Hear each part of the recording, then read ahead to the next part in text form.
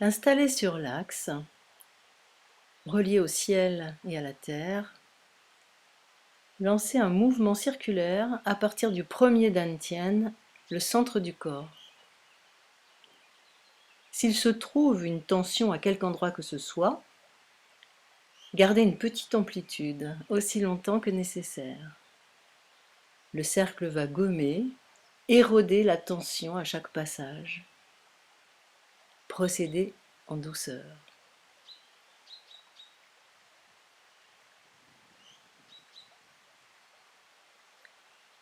Laissez s'installer le rythme dont le corps a besoin, qui peut être régulier ou moduler des variations plus ou moins rapides selon le moment.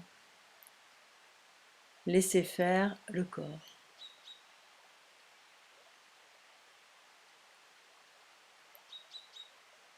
Ce qui importe dans la pratique du grand cercle est que le mouvement parte toujours du premier centre, le volume du ventre, du sacrum, du bassin. Le reste du corps suit, le plus détendu possible, se relâche, se libère.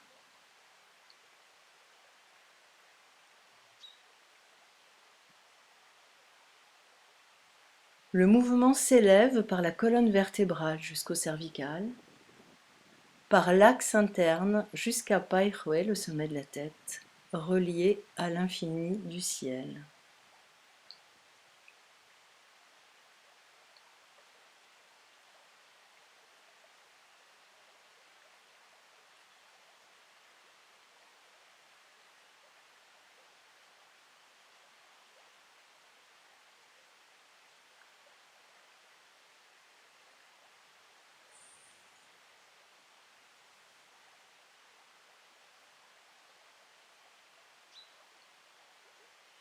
Quand les bras s'élèvent vers l'horizon, avec la dynamique, le moteur du mouvement au premier centre, ouvrir toutes les zones de passage, les articulations jusqu'au bout des doigts.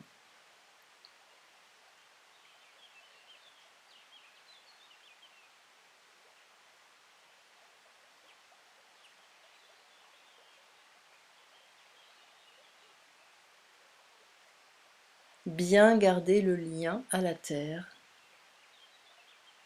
et la conscience du centre et de l'axe.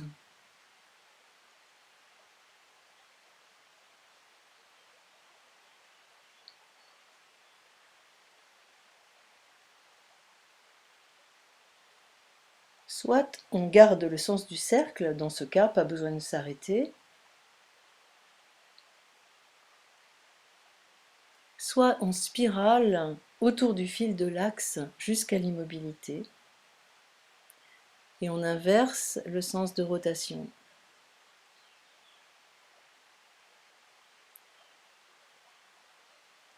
Pour redescendre comme on est venu, tout aussi tranquillement.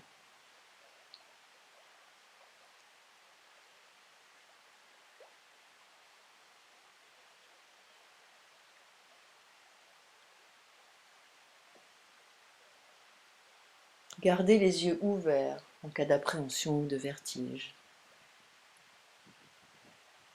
Avec de l'expérience dans la pratique du grand cercle, quand la ligne d'épaule, les bras sont détendus, on peut choisir d'orienter les paumes vers le ciel ou vers la terre.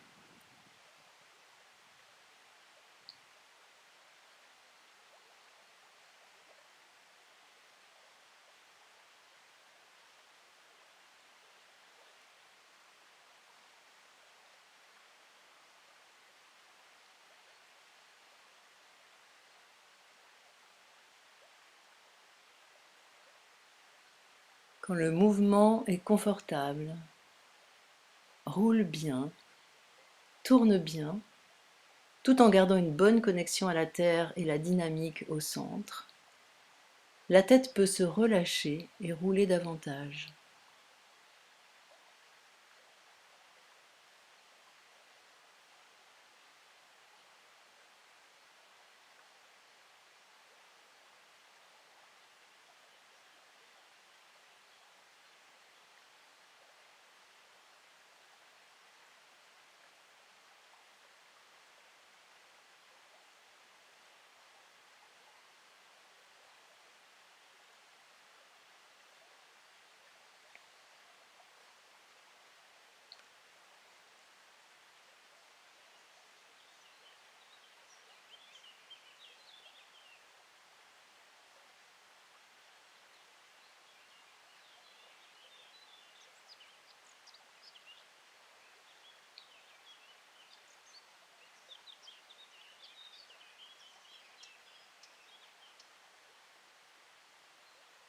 Vers la fin du mouvement, quand les mains sont revenues à leur place initiale, à l'avant du dantian, elles peuvent être posées paisiblement sur le corps ou flotter en accompagnant le mouvement à légère distance.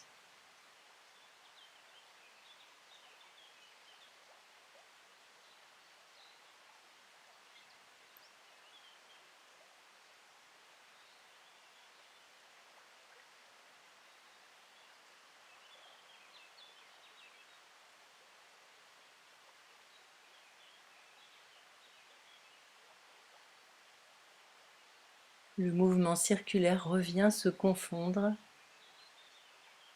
progressivement avec l'axe.